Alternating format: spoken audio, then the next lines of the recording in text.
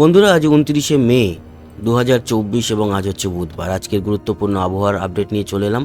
এই মুহূর্তে কিন্তু আমরা দেখতে পাচ্ছি পুরো ভারতবর্ষ পরিষ্কার, কোথাও সেরকমভাবে মেঘ নেই। আর একেবারে চেন্নাইতে সামান্য একটু মেঘ রয়েছে, বাকি বাকি সব জায়গা পরিষ্কার। হ্যাঁ, আসামে খানিকটা মেঘ ও বৃষ্টি হচ্ছে। এই যে মেঘ ও বৃষ্টিটা হচ্ছে গুয়াহাটি, শিলং, তারপর হোজাই, নওগাঁও, তেজপুর, বোকাখাট, জোরহাট, ডিমাপুর, লংডিং, এই যে মেঘ এবং বৃষ্টি, এটা কিন্তু এই যে ঘূর্ণিঝড় রেমাল বেরিয়ে গেল না, তার একেবারে শেষের রেশটুকু। শিলচরও ছিটেফোঁটা মেঘ, সিলেটেও ছিটেফোঁটা মেঘ আর ঝিরিঝিরি বা হালকা মাঝারি বৃষ্টি লক্ষ্য করা যাচ্ছে। এদিকে দেখতে পাচ্ছি যে চিটাগাংয়ের কাছে খানিকটা মেঘ রয়েছে, রাজস্থলী, বিলাইচুরি, হাটহাজারির কাছে। তবে আমাদের পশ্চিমবঙ্গ এবং বাকি বাংলাদেশ পরিষ্কার এই মুহূর্তে। তবে উত্তরবঙ্গে যেটা দেখলাম, বৃষ্টি আছে। উত্তরবঙ্গে কিন্তু আজকের মাঝরাত বা রাতের পর থেকে বৃষ্টি থাকছে। আজকে বিকেল ও দুপুরের দিকটাতে, দুপুরের পর বিকেলের দিকটায় হবিগঞ্জ, নাসিরনগর, তারপর এদিকে খোয়াই মানে ত্রিপুরার খোয়াই, এইসব জায়গায় একটু বৃষ্টি, সিলেটের দিকে একটু বৃষ্টি আজকে বিকেল ও সন্ধ্যার দিকে আছে। আমাদের পশ্চিমবঙ্গ মোটামুটি পরিষ্কার থাকবে বিকেল ও সন্ধ্যার দিকে। কিন্তু রাতের দিকটাতে আজকে 10টা-11টার পরেই উত্তরবঙ্গে বেশ ভালো বৃষ্টি কিন্তু আমরা লক্ষ্য করতে পারছি। কোচবিহার, দিনহাটা, শীতলকুচি, পরবর্তী সময় আলিপুরদুয়ার, এছাড়া লালমনিরহাট, রংপুর, এই যে জলঢাকা, চিলমারি, বাংলাদেশের এই জায়গাগুলোতেও কিন্তু বৃষ্টি আছে। সেরকম বৃষ্টি আছে আসামের গোয়ালপাড়া, গুয়াহাটির দিকে। এই বৃষ্টির লেভেলটা বাড়বে। দেখুন, কুচবিহার, আলিপুরদুয়ারে আরও মাঝরাত ভোর রাতের দিকে ভারী বৃষ্টি, এবং বাংলাদেশেও দেবীগঞ্জ, বোদা, জলঢাকা, এই সমস্ত জায়গাতে আজকে রাত্রিরের বৃষ্টিটা বাড়বে। মানে উত্তরবঙ্গ কিন্তু এই 3 দিন ধরে প্রতিদিন সন্ধে রাতের দিকে যে বৃষ্টি, দেখুন প্রতিদিনই রাতের দিকে ভালো বৃষ্টি আছে উত্তরবঙ্গে। আমরা দেখলাম আজ বৃহস্পতিবার, আজ বুধবার, কাল বৃহস্পতিবার, শুক্রবারও বৃষ্টি আছে, শনিবারও বৃষ্টি আছে। রাত দিন মিলিয়ে খেপে খেপেই বৃষ্টি কিন্তু আছে। সেরকমই দেখলাম শনিবার দিনও আমাদের বীরভূমের দিকে একটু বৃষ্টি আছে। শনিবার আমাদের ভোট আছে শেষ দফার, সেটার মধ্যে কিন্তু শনিবার দিন 1 তারিখ 1 জুন, তার মধ্যে যেমন রয়েছে কলকাতা, তারপরে দমদম, এদিকে রয়েছে বারাসাত, তারপরে বসিরহাট, আমাদের যাদবপুর, কলকাতা উত্তর, কলকাতা দক্ষিণ, তারপরে এদিকে ডায়মন্ড হারবার, তারপরে মথুরাপুর, এই যে ডায়মন্ড হারবার, মথুরাপুরে ভোট আছে, এবং আছে জয়নগরে ভোট। এই যে ভোটের দিন কি বৃষ্টির সম্ভাবনা আছে সেটাও দেখে নিই। তো আপনাদের সকাল থেকে যদি দেখাই, তাহলে ভোটের দিন বৃষ্টির সম্ভাবনা আমাদের এই যে 7টা লোকসভা আসনে ভোট আছে সেখানে হবে না, কিন্তু বীরভূমের দিকে একটু বৃষ্টি সেদিন হতে পারে। মুর্শিদাবাদ, বীরভূমের দিকে, তো বীরভূমের মুর্শিদাবাদে ভোট হয়ে গেছে অলরেডি। যাই হোক, এই আলোচনাটা করছিলাম বলে একবার দেখে নিলাম। তো সেক্ষেত্রে আমরা যেটা দেখলাম, আগামী কয়েকদিনের মধ্যে ভালো বৃষ্টি যেটা রয়েছে সেটা উত্তরবঙ্গে। এর পরিমাণ নিয়ে আলোচনা করব, তার আগে আমরা দেখে নিই আগামী কয়েকটা দিনের মধ্যে আমাদের দক্ষিণবঙ্গে বৃষ্টির সম্ভাবনা কবে আছে। শনিবার যেমন আছে, রবিবারও আছে। রবিবার মোটামুটি সিউড়ি, বীরভূমের দিকে আছে। খেপে খেপে হয়তো ওই দিক থেকে প্রবেশ করবে, কিন্তু উত্তরবঙ্গে বৃষ্টি আমরা মোটামুটি রেগুলারই দেখতে পাচ্ছি। দেখুন, ঠিক আছে, রেগুলার উত্তরবঙ্গে, উত্তর বাংলাদেশে বৃষ্টি আছে। এই হচ্ছে গিয়ে পরিস্থিতি। আমরা যদি তাপমাত্রায় যাই, তাহলে না, তাপমাত্রার আগে আমরা বৃষ্টির পরিমাণটা নিয়ে আলোচনা করি। পরের 12 ঘন্টার মধ্যে উত্তরবঙ্গে বৃষ্টি, শিলিগুড়ি, আলিপুরদুয়ার, মানে আজকে সন্ধ্যে রাতের দিকটাতে। বাংলাদেশে খুব একটা বৃষ্টি নেই, তবে সিলেট, শিলচরের দিকে বৃষ্টি আছে। আগামী 12 ঘন্টার মধ্যে বর্ধমানের দক্ষিণে সামান্য একটু বৃষ্টি লক্ষ্য করা যাচ্ছে। সেই বৃষ্টিটা নাও হতে পারে, এটা আমি ধরলামই না। কিন্তু পরের 24 ঘন্টা উত্তরবঙ্গ, সিলেট, শিলচর, উত্তর ত্রিপুরা, পরের 3 দিন বৃষ্টির লেভেল অনেক বাড়ছে।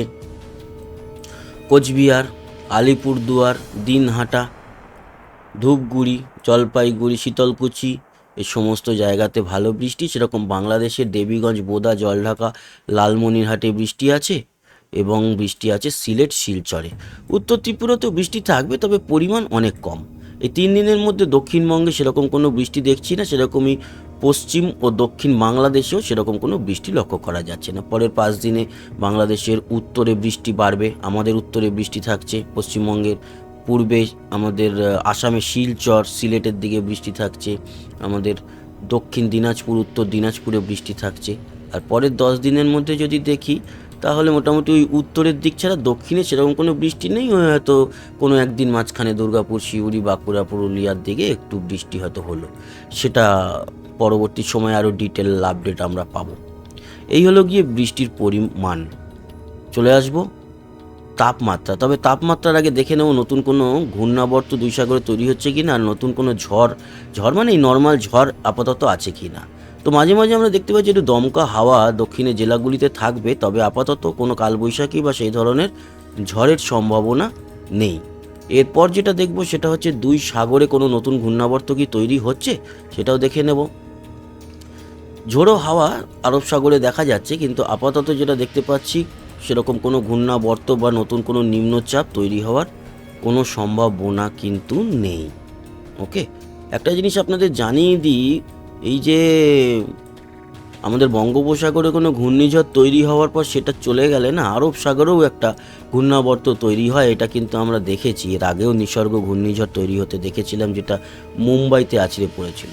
তার জন্য একটু দেখে নেওয়া, তো সেরকম কিছু দেখলাম না আপাতত। চলে আসবো তাপমাত্রা। আজকে কিন্তু আমাদের পশ্চিমের দিকটাতে মানে পুরুলিয়া বাঁকুড়ার দিকটাতে বেশ আবারও দাবদাহ। দেখুন পুরুলিয়ায় 43 তাপমাত্রা, বলরামপুর 43, হুরা 42, বাঁকুড়া 40, গোয়ালতোর 39, বিষ্ণুপুর 40, এবং এদিকে খড়গপুর 38, চাকুলিয়া ঝাড়গ্রাম সবই 40, গোপীবল্লভপুর 40, তারপরে এদিকে দীঘা মন্দারমণির দিকে 33, বালিচক কোলাঘাট 37, জয়নগর মজিলপুর নামখানা এগুলো সব 31 32, জয়নগরের দিকে 34, কাকদ্বীপ 33, ঠিকঠাক আছে তাপমাত্রা, ঝড়খালি 33।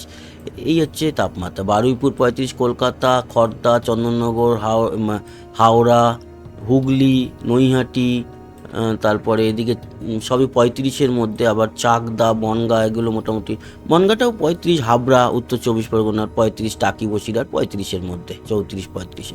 শান্তিপুর কৃষ্ণনগর 36, বর্ধমান 37, ঠিক আছে, ঘোষকরা 38, একটু গরম। রামপুরহাট সিউড়ি বোলপুর এগুলো 39 40। আবার জঙ্গিপুর আজিমগঞ্জ বহরমপুর বেলডাঙ্গা এগুলো মোটামুটি 37 38-এর মধ্যে।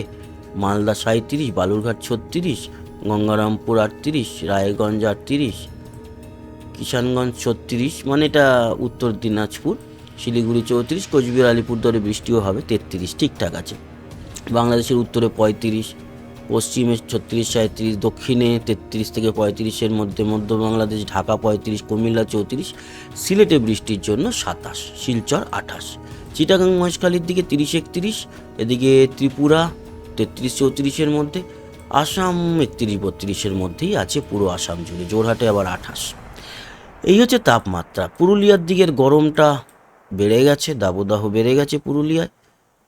অন্য দিনগুলো যদি দেখি আগামীকাল বৃহস্পতিবার খুব বেশি ফারাক হচ্ছে না, সব জায়গাতেই আজকের মতোই থাকবে। শুক্রবারও যদি দেখি ঠিকঠাকই আছে, পুরুলিয়াতেও ওই 42 43-এর মতো ঠিকই আছে, তবে পুরুলিয়ার দিকে গরমটা থাকবে।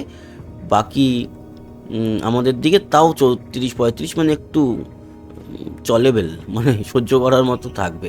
শনিবার দিন আমাদের যে জোনে ভোট আছে তার তাপমাত্রা কিন্তু 34-এর মধ্যে থাকছে, ঠিক আছে। তো 34-এর মধ্যে থাকছে, তার মানে খুব একটা যে গরমে প্রচুর কষ্ট তা নয়। দাবদাহ না থাকলেও, তাপপ্রবাহ না থাকলেও গরম থাকবে, তবে সেরকম নয় যেরকম 42 43 উঠে গেছিলো সেই রকম নয়, সেটা একটা শান্তি। তো এটাই মোটামুটি আজকের আবহাওয়ার আপডেট। অনেকে হয়তো ভাবতে পারে যে আমরা মহাকাশ গবেষণামূলক খবরাখবর আনছি না কেন। দেখুন, মহাকাশ গবেষণামূলক খবরাখবর বলতে এই সময় খুব একটা সেই বিষয় নিয়ে আপডেট নেই। তবে জুন মাসের 2 তারিখে চীনের যে মহাকাশযান চ্যাংই 6 সে কিন্তু চাঁদের মেরুতে নামবে, দক্ষিণ মেরুতে নামবে ফার এন্ডের। তো সেক্ষেত্রে সেই সমস্ত আপডেট নিয়ে আসবো। আচ্ছা, যারা আমাদের এই মহাকাশ গবেষণা মাফ করবেন আবহাওয়া এবং এই ঘূর্ণিঝড়ের সময় যারা নতুন সাবস্ক্রাইবার আমাদের এখানে জয়েন হয়েছেন, তারা হয়তো ভাববেন এখানে শুধু আবহাওয়ার খবর দেওয়া হয়, তা নয়। আমরা কিন্তু এই যে ট্রাভেল শুটার্স চ্যানেলটা, এটা মহাকাশ গবেষণামূলকও একটি চ্যানেল, তাই এটিও আবহাওয়ার যেটা সেটাও কিন্তু উপগ্রহ থেকেই আপডেট হয়। তার মানে মহাকাশজনিত বা শিক্ষামূলক একটি চ্যানেল, সেটা আপনাদেরকে মোটামুটি একটু জানিয়ে দিলাম। তার কারণ অনেকে হয়তো ভাববেন যে আমরা তো এখানে আবহাওয়া দেখার জন্য এসছি, তো সেক্ষেত্রে আমরা হঠাৎ করে এরকম মহাকাশ গবেষণার খবর কেন দিচ্ছি। তাদের জানিয়ে রাখি যে মহাকাশ গবেষণামূলক খবরাখবরও মূল ভিত্তি এবং আবহাওয়াও একটি ভিত্তি হচ্ছে এই চ্যানেলের। সবাই ভালো থাকবেন, আবার দেখাবে। আর একটা কথা বলি, যেটা নতুন চ্যানেল খোলা হয়েছে মহাকাশ গবেষণামূলক, মহাকাশ প্রেমী নাম দিয়ে, সেটা একটা ব্যাকআপ চ্যানেল। মেন তো চ্যানেল এটাই। কেন ব্যাকআপ চ্যানেল, তার কারণ হচ্ছে এমার্জেন্সি খুলে রাখলাম, অনেক সময় ঘূর্ণিঝড় এলে তখন না ঘূর্ণিঝড়ের আপডেটের সময় অন্য খবর দিলে সেগুলো মানুষ দেখতে চাইবে না, বা তখন ঘূর্ণিঝড়টাই মূল প্রেফারেবল হয়ে যায়। তো সেক্ষেত্রে একটা ব্যাকআপ চ্যানেল খুলে রাখলে সেই সময় এমার্জেন্সি কোনো মহাকাশ গবেষণার খবর থাকলে আমরা ওই চ্যানেলে দিয়ে দেবো। ওই জন্যই আপনাদের সাপোর্টের জন্য একটা খুলে রাখা। তো ভালো থাকবেন, সুস্থ থাকবেন, আবার দেখা হবে। টাটা।